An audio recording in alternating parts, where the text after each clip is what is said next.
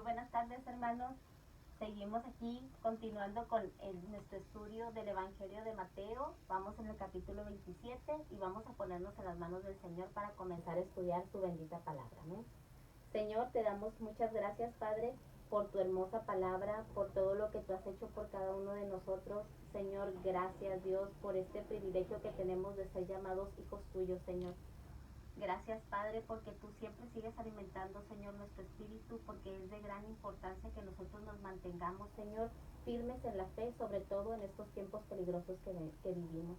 Te damos muchas gracias y te rogamos, Señor, que tu Espíritu Santo revele a nuestro corazón la profundidad, según, Señor, tú la quieras revelar a cada uno de nosotros de tu palabra. Te damos muchas gracias en el nombre de Jesús. Amén. Pues vamos a comenzar ya con la lectura del capítulo 27 de Mateo. Y vemos en los primeros versículos Jesús ante Pilato. Dice así el versículo número 1. Cuando llegó la mañana, todos los principales sacerdotes y los ancianos del pueblo dispusieron contra Jesús un plan para entregarlo a muerte. Lo llevaron atado y lo entregaron a Poncio Pilato, el gobernador. Este gobernador que había sido puesto por Roma para estar allí al pendiente de toda la zona de Israel, que en este tiempo ya estaba dominada por Roma. Y vemos aquí cómo los judíos lo llevan ante él, porque según el contexto de la historia y los historiadores confirman que los judíos se les había quitado la potestad de llevar a cabo la pena de muerte. O sea, no podían ejercer esta pena capital, aunque venía en la ley mosaica por la cual se regían, pero a veces lo hacían, o sea, así como decimos nosotros, por debajo del agua. Y una de las cosas que podemos ver con la que podemos confirmarlo es con aquel juicio de la mujer adúltera, que la llevan a Jesús ya para ser lapidada. Y al mismo Jesús también trataron de matarlo en su momento. No sé si lo recuerda, cuando sale de leer aquel libro, el rollo de Isaías, y también intentaban matarle. Entonces ellos sí de repente omitían esta ley romana, y en este caso se considera que lo llevan ante Pilato por dos cuestiones muy interesantes. Una, que como ya estaba cerca la fiesta, que ya estaban en la aproximación de la fiesta de la Pascua, pues querían mantenerse ritualmente no contaminados, o sea, puro ritualmente. Y la otra era porque solamente Roma podía ejecutar esta pena de muerte, que era la crucifixión, que se consideraba como la más vergonzosa y la más terrible para cualquiera, y querían que sirviera como un ejemplo así enorme para que aquellos que eran seguidores de Jesús, que ya había habido muchos, pues se dispersaran por todos lados y enterrar por completo el movimiento que el Señor Jesús ya había hecho en cuanto a evangelizar a todos pues, los que escuchaban su palabra. Entonces aquí continuamos y dice: muerte de Judas. Entonces Judas, el que lo había entregado, viendo que era condenado, devolvió arrepentido, subrayamos ahí esta palabra, las 30 piezas de plata a los principales sacerdotes y a los ancianos, diciendo: yo he pecado entregando sangre inocente. Pero ellos dijeron: ¿qué nos importa a nosotros? Allá tú. Entonces, arrojando las piezas de plata en el templo, salió y se fue y se ahorcó. Los principales sacerdotes, tomando las piezas de plata, dijeron: no está permitido echarlas en el tesoro de las ofrendas, porque es precio de sangre. Y después es como dinero sucio, por así decirlo. Y después de consultar, compraron con ellas un campo del alfarero para sepultura de los extranjeros, por lo cual aquel campo se llama hasta el día de hoy Campo de Sangre. Así se cumplió lo dicho por el profeta Jeremías, cuando dijo: tomamos las 30 piezas de plata, precio del apreciado, según precio puesto por los hijos de Israel, y les dieron para el campo del alfarero, como me ordenó el Señor. Una profecía escrita cientos de años antes y que se cumple a la perfección. Esta es una de muchas. Si nos guiáramos por ese lado de ir viendo cuántas profecías se van cumpliendo, honestamente no nos alcanzaría el tiempo en el estudio. Sería un estudio bastante amplio, porque fueron muchísimas, iban cayendo de una prácticamente cada cosa que iba sucediendo ya estaba profetizada, siglos antes de que esto sucediera. Sin embargo, aquí nos habla de uno de los personajes principales, que es Judas el Iscariote, que Judas el Iscariote obtiene su nombre Iscariote, digamos que la postura más lógica y la que tiene más apoyo histórico es porque era de una región llamada Cairot o Keirot, que es una región en Judea. Él era el único de los discípulos, se considera que no era Galileo, los otros 11 sí. Él era de esta región de Cairot de Judea y por eso era Iscariote, haciendo alusión a la región de la cual él provenía, que era algo muy normal. Por ejemplo, la samaritana la conocemos como la samaritana porque era de Samaria. A Jesús incluso le decían el nazareno porque consideraban que era de Nazaret. Entonces, esta región de Cairot, según los hallazgos arqueológicos más recientes, pues era una ciudad en donde tenían una buena educación académica. Hablando de grado académico, incluso se considera que allá había una biblioteca bastante extensa y la gente de allí era gente que tenía un conocimiento interesante a nivel académico y también, por ser judíos, también estaban esperando este Mesías más del tipo como profeta, más un Mesías como Isaías, como un profeta. Entonces cuando Judas entiende que Jesús, aparte de ser el Mesías, ser el Hijo de Dios, esto pudo haber chocado con sus creencias ya muy preestablecidas dentro de lo que a él le enseñaron en ese tiempo. Pero vemos aquí, y lo que quiero fundamentar es el hecho de que era un hombre con una buena capacidad mental en sus facultades mentales, que incluso fue puesto como tesorero, dándole un lugar al Señor Jesús, pues, digamos así, por así decirlo, privilegiado sobre el resto, porque le consideraba con ciertas capacidades y características propias para llevar a cabo esta función, que no era poca cosa, era administrar lo que se iba dando. Que él se desvió por la avaricia, ese es otro asunto, pero tenía la capacidad de hacerlo. Y el Señor Jesús se lo reconoce y lo pone allí. Y vemos aquí él cómo de alguna manera un hombre así ejerce su voluntad completa para entregar al Señor Jesús. Y esto lo digo porque mucha gente cree que él ya era predestinado, que fue coaccionado. Incluso han dicho que hay libros apócrifos respecto en donde dice que fue coaccionado para hacer para entregar a Jesús. Cosa que es muy difícil que haya tenido tiempo de escribir un libro, siendo honestos, porque según se dan los hechos, pues prácticamente se ahorca, ni siquiera vio la crucifixión del Señor Jesús. Entonces eso tiene muy poca validez y muy poca lógica en ese sentido. Pero bueno, dejando de lado todo este asunto, era un hombre que ejerció su voluntad plena. ¿Qué es la voluntad? Pues es la capacidad humana para decidir con libertad lo que desea y lo que no. Entonces aquí vemos este Judas que va, entiende, dice la Biblia que aquí habla de la palabra arrepentido, pero esta no es la palabra metanoia. La palabra metanoia es la que se usa para ese arrepentimiento que lleva a la conversión. El arrepentimiento y fe en Jesucristo lleva a la salvación. No es metanoia, es metanoima, metanoina, disculpen mi hebreo. Y esta palabra habla de una tristeza, de algo que es más parecido al remordimiento que al arrepentimiento. ¿Y cómo nosotros nos podemos dar cuenta de ello? Pues porque él va, cruza el templo, entra a todos los patios, cruza los patios que había en el templo de los gentiles, de las mujeres, de los hombres, llega, les avienta las monedas de plata y tuvo mucha oportunidad desde que arrestaron a Jesús y él empezó a notar hasta dónde iba el desenlace de esta situación, de correr a Cristo y pedir perdón, o sea, de correr a Jesús, pero él va con los religiosos como en ese sentido de culpabilidad, queriendo compartir su culpa con ellos, haciéndolos culpables porque él ya no podía cargar con esa culpabilidad.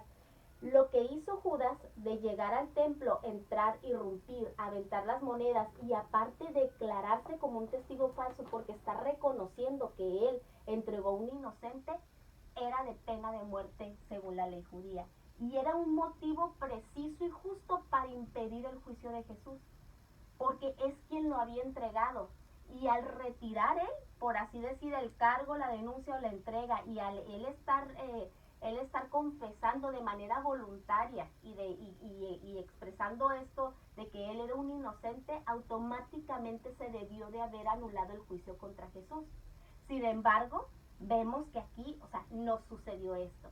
Y lo que él hizo sí era de pena de muerte. Lo que Jesús le estaban diciendo, pues no era de pena de muerte. Y vemos cómo él tan sabía que era de pena de muerte que al final él solo va y se quita la vida. Esa es una característica de la culpabilidad y no de un arrepentimiento. Porque mire, una de las cosas que nosotros como cristianos hay algo en nuestro corazón es la preservación de la vida desde su concepción. Así que es muy difícil que un cristiano con el Espíritu Santo dentro de él, que está siendo alimentado de la palabra de Dios, que seguramente habrá pruebas, luchas, habrá momentos difíciles, no lo dudo, muchos de los profetas, incluso los apóstoles expresaron esto. Sin embargo, es muy difícil que lleguemos a estas instancias de quitar la vida, de quitarse la vida por propia mano. Entonces, aquí vemos pues cómo él no era un arrepentimiento genuino en ese sentido y nunca corre a Cristo, corre a la religión. Es algo muy interesante, mucha gente hoy en día hace eso, para expiar su culpa, corre a la religión y planea expiarla haciendo obras.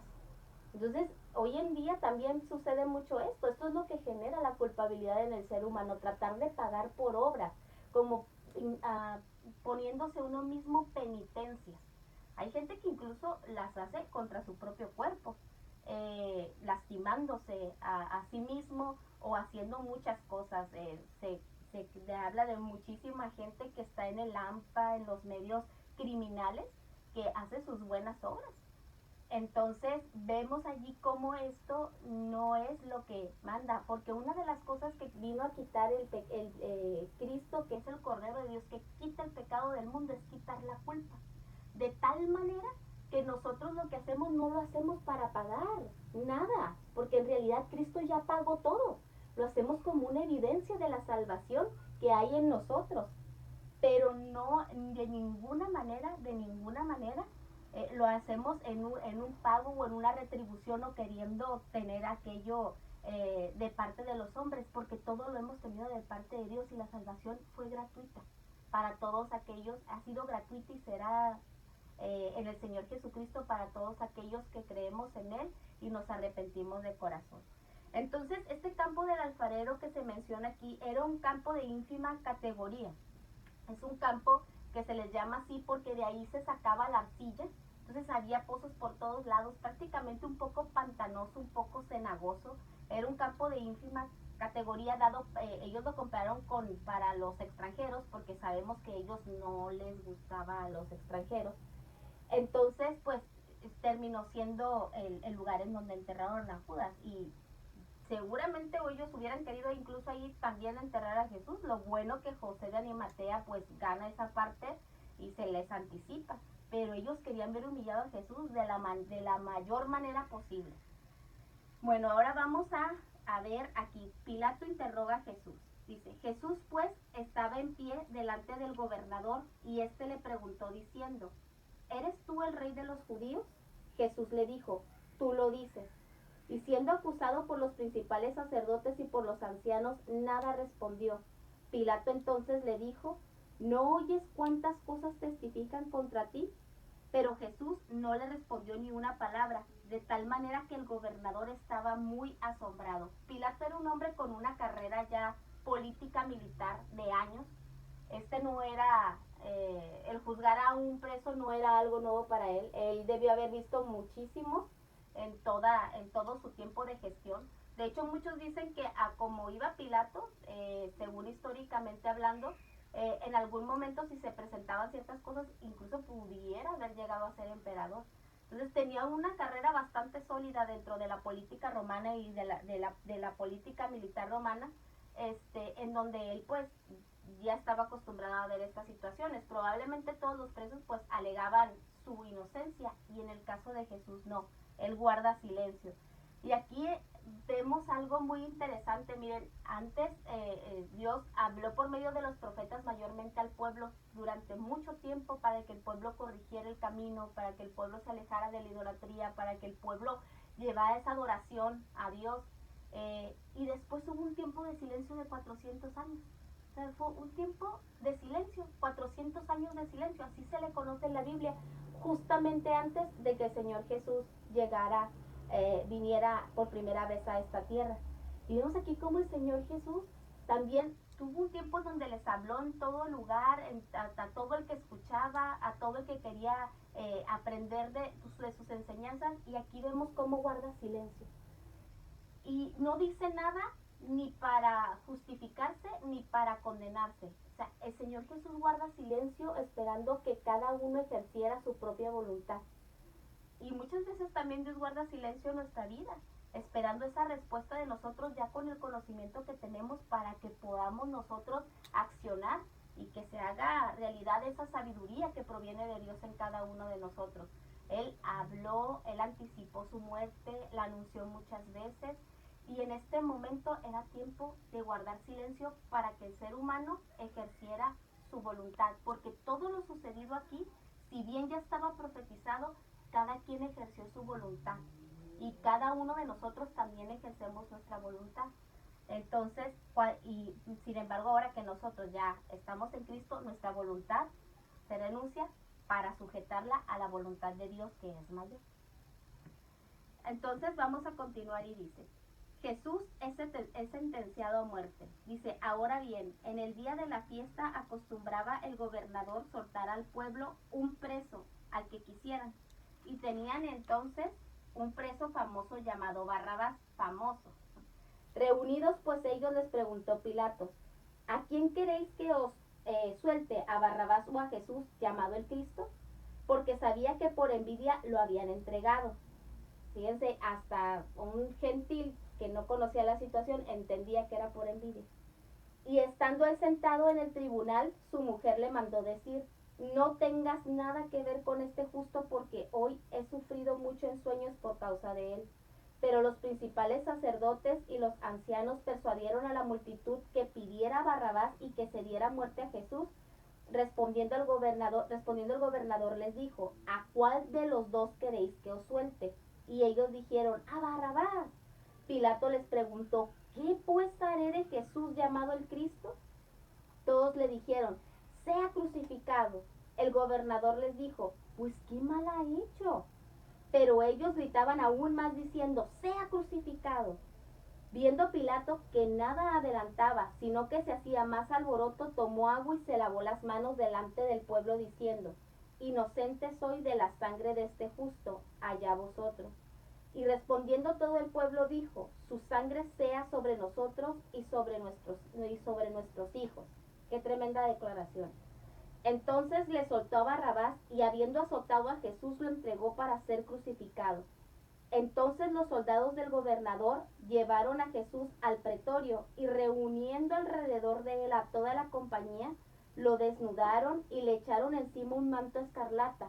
Pusieron sobre su cabeza una corona tejida de espinas y una caña con un manto en su mano derecha, e hincando la rodilla delante de él se burlaban diciendo: salve, rey de los judíos.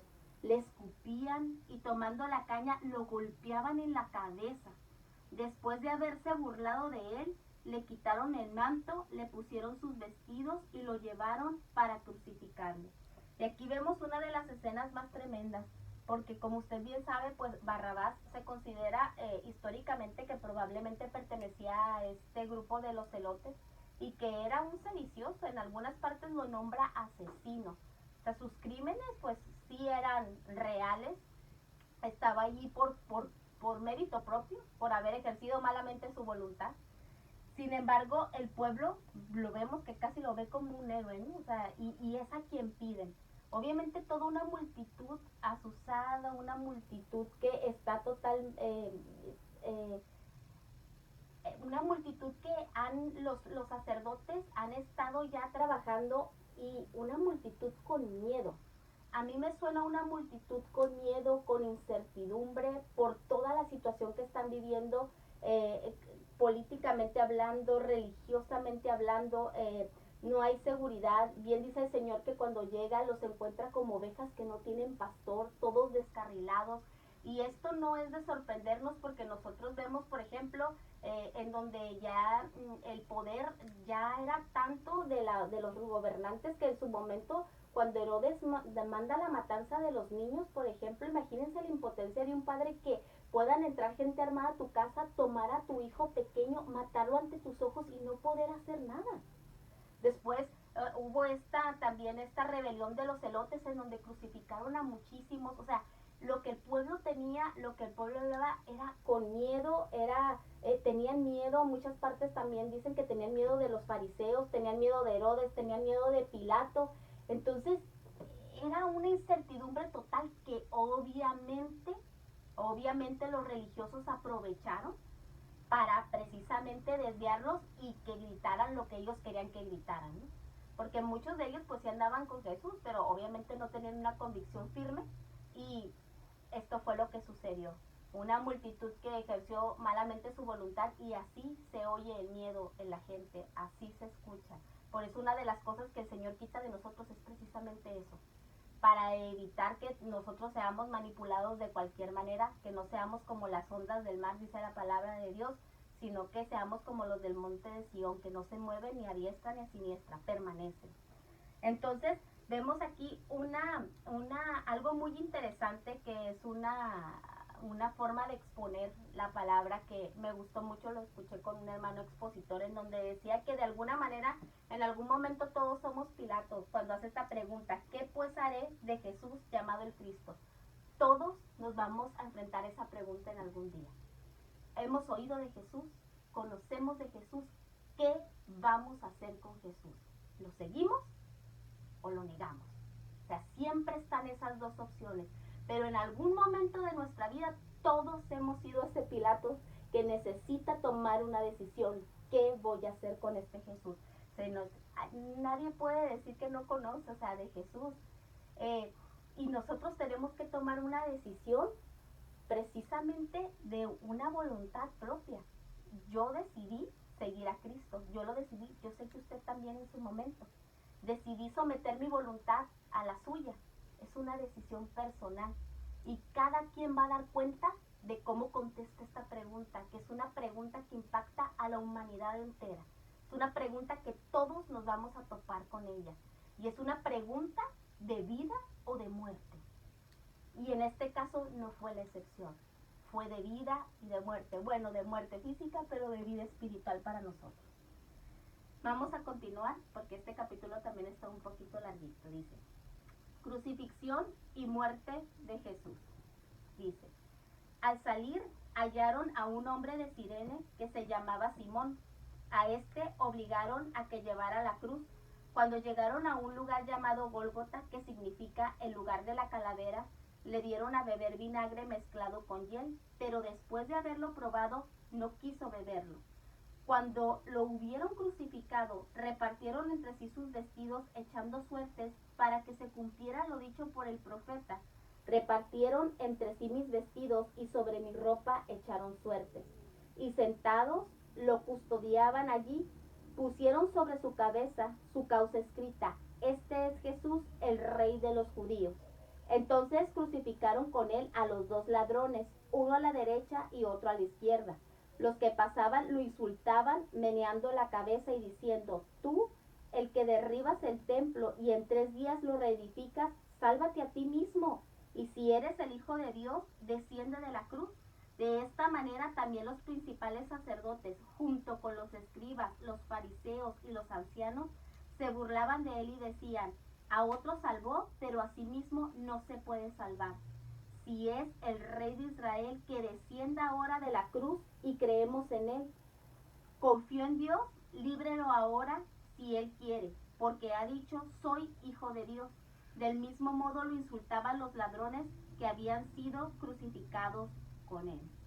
Y esto es algo muy tremendo porque aquí vemos esta parte de la crucifixión del Señor Jesucristo, ya cuando es llevado en este camino hacia el Gólgota.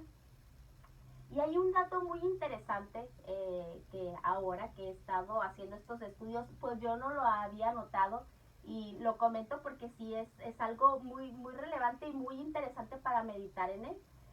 Y hablan de este Simón de Cirene. Este Simón de Cirene, en el Evangelio de Marcos, en el capítulo 15-21, dice que él es el padre de Alejandro y de Rufo. Aquí Cirene era una población que estaba cerca era una ciudad helenística que era de cultura griega, de ahí que los nombres de sus hijos pues eran de esta cultura, Alejandro y Rufo, así dice, el padre de Alejandro y Rufo. Entonces este hombre es obligado a ayudar a Jesús. Sin embargo, en Romanos, sabemos que el Evangelio de Marcos fue escrito mayormente en Roma. Y en Romanos, y Marcos estuvo mucho tiempo con el apóstol Pablo. Y en el libro de Romanos, si usted me acompaña, en el capítulo 16, en el verso 13, capítulo 16, el apóstol Pablo da saludos a todo el mundo allí en la iglesia. Y en el capítulo 13 dice, saludad a Rufo, escogido en el Señor, y a su madre, que lo es también mía. Y se considera que este Rufo era hijo de este hombre de Simón de Cirene. Y esta madre, que también es mía, con una apreciación muy interesante del apóstol Pablo, como con un cariño bastante, pues ahí recíproco entre ellos, pues era su esposa. Fíjese qué interesante, cómo en el Señor Jesús, cómo en Dios mismo no existe la casualidad, sino la causalidad. Y no existe la coincidencia, sino la diosidencia. Este término que se ha acuñado que habla muy bien. O sea, todo obra para bien. Un hombre que fue obligado, pero en su voluntad, o sea, ejerció su voluntad, y él decidió creer y trajo bendición a su casa y trajo bendición a la iglesia del Señor.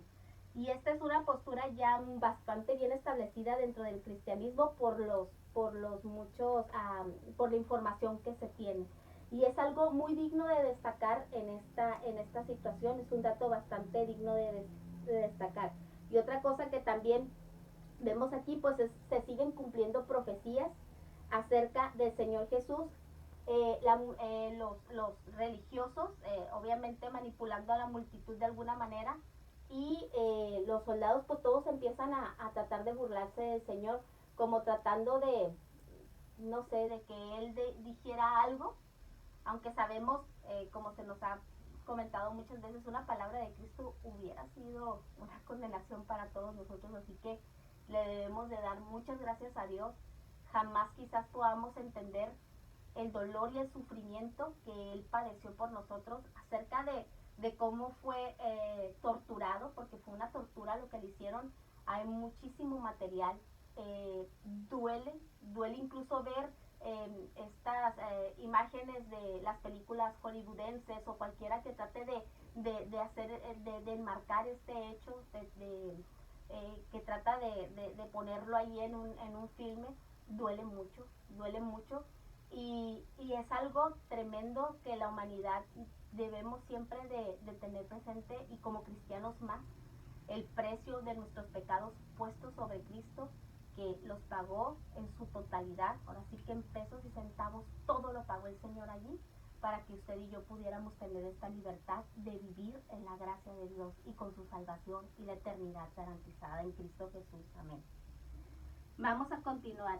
Dice, muerte de Jesús. Ahora vamos a enfocarnos desde el versículo 45. Dice, desde la hora sexta hubo tinieblas sobre la tierra hasta la hora novena.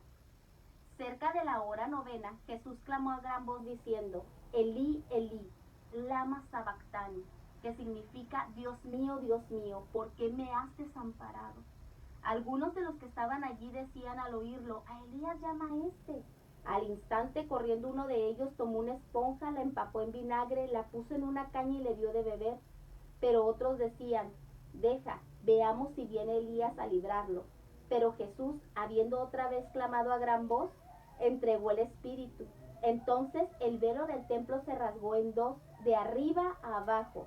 La tierra tembló, las rocas se partieron, los sepulcros se abrieron, y muchos cuerpos de santos que habían dormido se levantaron. Y después que él resucitó, salieron de los sepulcros, entrando en la santa ciudad, y aparecieron a muchos. El centurión y los que estaban con él custodiando a Jesús, al ver el terremoto y las cosas que habían sido hechas, llenos de miedo, dijeron, verdaderamente este era hijo de Dios. Estaban allí muchas mujeres mirando de lejos, las cuales habían seguido a Jesús desde Galilea, sirviéndolo. Entre ellas estaban María Magdalena, María la madre de Jacobo y de José, y la madre de los hijos de Zebedeo. Aquí notamos pues ya esta agonía del Señor Jesús en la cruz. en donde todavía tiene la lucidez suficiente para recitar la primera parte del Salmo 22. Este salmo ya muy conocido por nosotros, en donde así inicia: Dios mío, ¿por qué me has desamparado? Y vemos, bueno, yo lo que ya a mí me puede mucho cuando leía esto, una escritura que me retumbó en la cabeza es: instruye al niño en su camino y aun cuando fuere viejo no se apartará de él. O sea, hasta sus últimos momentos, a lo mejor no hablamos de una vejez de edad, pero hasta sus últimos momentos la palabra brotaba de su boca. Y esto es algo que podemos ver. Hay hermanos que a veces ya, pues por la edad, entran en una cierta, pues ya no tienen esa conciencia tan lúcida, pero cuando fueron alimentados de la palabra de Dios, como hasta esos últimos momentos, pues sigue brotando la palabra de Dios, sigue emanando del corazón de los cristianos. Y eso es algo que me llena a mí de fortaleza, me llena a mí de gozo, me da mucha alegría y también una expectativa muy interesante respecto a lo que estamos celebrando, porque pues sabemos que él fue instruido desde pequeño por sus padres. Obviamente sabemos que él era la palabra, pero humanamente hablando fue un niño instruido, y hasta sus últimos momentos de esta vida como humano la palabra de Dios brotaba por su boca. Esto amén de que también se cumplían varias profecías en las que él hablaba precisamente este salmo. Sin embargo, es algo que hay que resaltar de una manera interesantísima.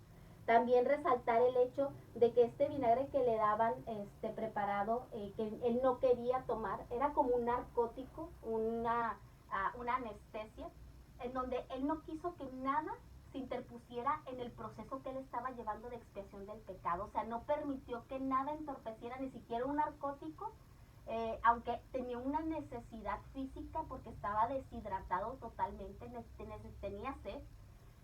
No quiso que nada se interpusiera en este pago que, como le digo, pagó en pesos y centavos y las milésimas de los centavos. O sea, todo totalmente pagó por el pecado de la humanidad.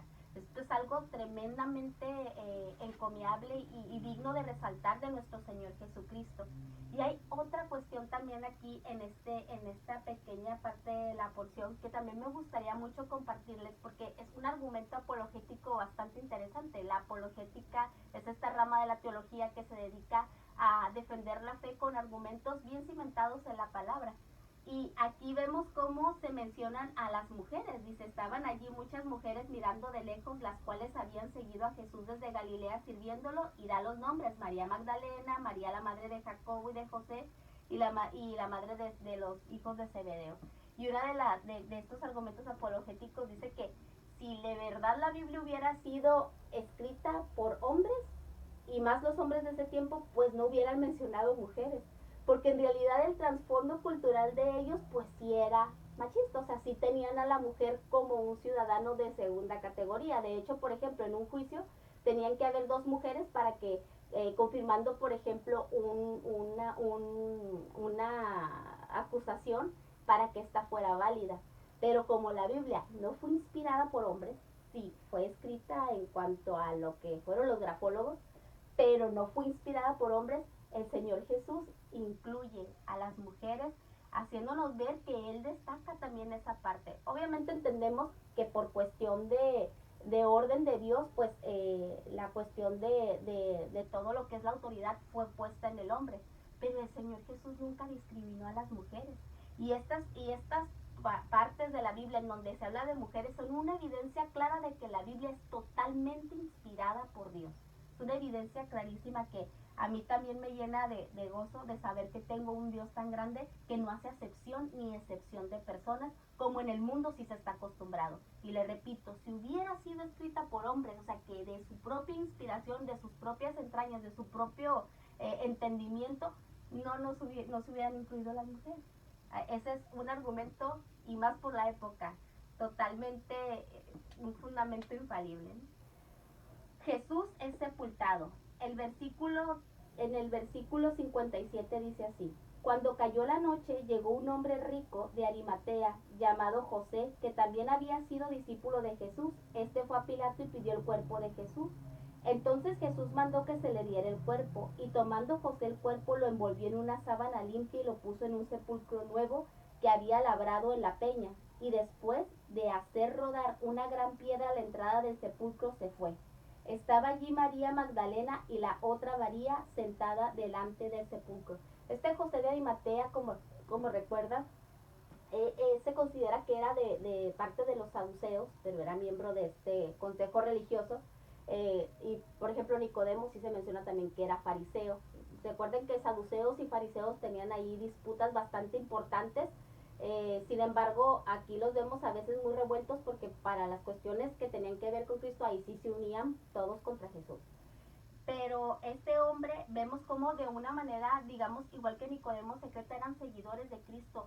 Y como él, había muchos sacerdotes, mucha gente del ámbito religioso que sí sabían. Cuando Nicodemo le dice, sabemos que vienes de parte de Dios, ese sabemos incluye a varios que estaban con ellos que también ya tenían esta revelación de parte de Dios de que Jesús sí era el Hijo de Dios. Y aquí pues también otro cumplimiento de las profecías del Señor Jesucristo, en donde decía en el Antiguo Testamento que con los ricos sería su sepultura. Vamos a ver aquí abajito en el versículo 62, dice: al día siguiente, que es después de la preparación, se reunieron los principales sacerdotes y los fariseos ante Pilato y le dijeron: Señor, nos acordamos que aquel mentiroso, estando en vida, dijo: después de 3 días resucitaré. Manda pues que se asegure el sepulcro hasta el tercer día, no sea que vayan sus discípulos de noche, lo hurten y digan al pueblo: resucitó de entre los muertos, y será el último engaño peor que el primero. Pilato les dijo: ahí tenéis una guardia, id, aseguradlo como sabéis. Entonces ellos fueron y aseguraron el sepulcro, sellando la piedra y poniendo la guardia. Aquí vemos cómo los fariseos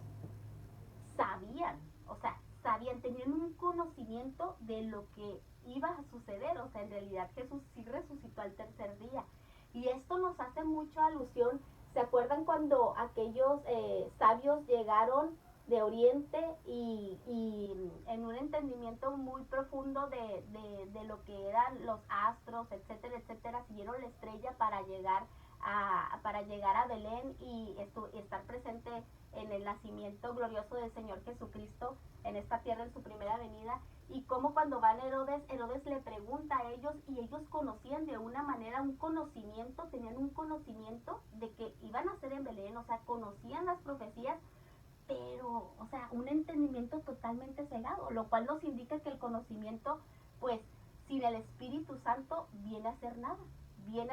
Necesitamos el Espíritu Santo de Dios en nuestros corazones para poder darle esa aplicación y ese discernimiento a todo el conocimiento que podemos tener o llegar a ir acumulando con el estudio de la Biblia, que es muy necesario y muy provechoso sin lugar a dudas, pero que no lo es todo sin el Espíritu Santo y el discernimiento de Dios y esa humildad en el corazón para poderlo tener, para poderlo atesorar y llevar a la práctica. Pues el conocimiento en sí mismo nos sirve.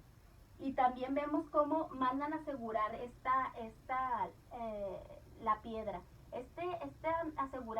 Sellar, se considera que se hacía con cera y se ponía alrededor tanto de la pared como de la piedra, y se colgaban unas cuerdas alrededor.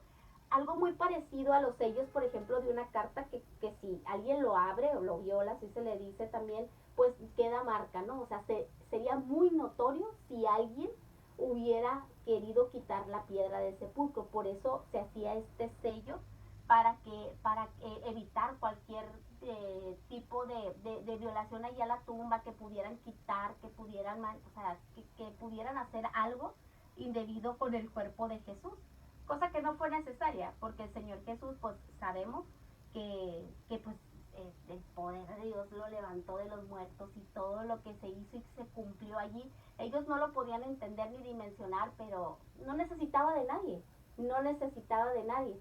Entonces vemos aquí como ya es como su último esfuerzo para que no se fuera a salir esto de control, que ya se les había salido totalmente de control. Y ante todas estas todas estas manifestaciones podemos entender también, porque recuerden que en este tiempo había muchísima gente allí que venía precisamente para festejar la Pascua de los judíos y las fiestas. Vemos cómo después de que todo esto sucede, y en el libro de los Hechos nos narra la conversión de tantísima gente por el discurso aquel que da el apóstol Pedro, pues vemos que mucha de esta gente probablemente estuvo en este tiempo y pudo observar. Y ahora entendemos, pues, porque también mucha gente se convirtió, o sea, ante todos estos hechos tan innegables, ante pruebas tan indubitables, como bien lo dice Lucas, pues la verdad es de que muchos, pues al oír de la predicación, ya estaba el corazón preparado totalmente. Habían sido muchos de ellos quizás, y en una grande probabilidad, pues testigos oculares de muchas de las cosas que sucedieron, más otras que se fueron enterando seguramente en el camino. Entonces ahora notamos pues esa expansión total en un hecho tan grande, tan maravilloso para la humanidad, bueno, el más grande, el más maravilloso de la humanidad, que es donde fuimos rescatados de la esclavitud del pecado y trasladados ahora a esta vida en Cristo, la apertura de la gracia para todo aquel que crea, y este es el momento de la salvación para todos nosotros, en donde nuestro Salvador ejecutó, en donde fue la paga de todos nuestros pecados sobre de él. El que no conoció pecados hizo pecado por nosotros, llevando algo que a él no le correspondía, porque él nunca pecó, él no fue pecador, él fue un hombre limpio, sin mancha, y todo el pecado de la humanidad fue puesto sobre él para que ahora nosotros podamos gozar de una vida plena, sin culpa, sin miedo, y para poder someter nuestra voluntad de manera voluntaria, valga la redundancia, a la del Señor Jesús. Pues bueno, les damos muchas gracias a Dios y ya estamos terminando. Yo solamente les aconsejaría que están también los otros evangelios, los otros transmisiones, y cada uno de los hermanos ha aportado, y nuestro pastor ha aportado datos muy interesantes y relevantes, y pues a mí yo solamente trato como también de complementar, porque ese es el espíritu que debe de imperar, el de complementar. Así son los evangelios, se complementan entre ellos. Y hay muchísimos datos interesantes, y ahora que ya se está completando este también, usted puede observar las diferentes formas en las que Dios habla y las diferentes aplicaciones que se les da, con datos muy interesantes de cada uno de ellos. Damos muchas gracias a Dios por su vida y nos vemos pronto.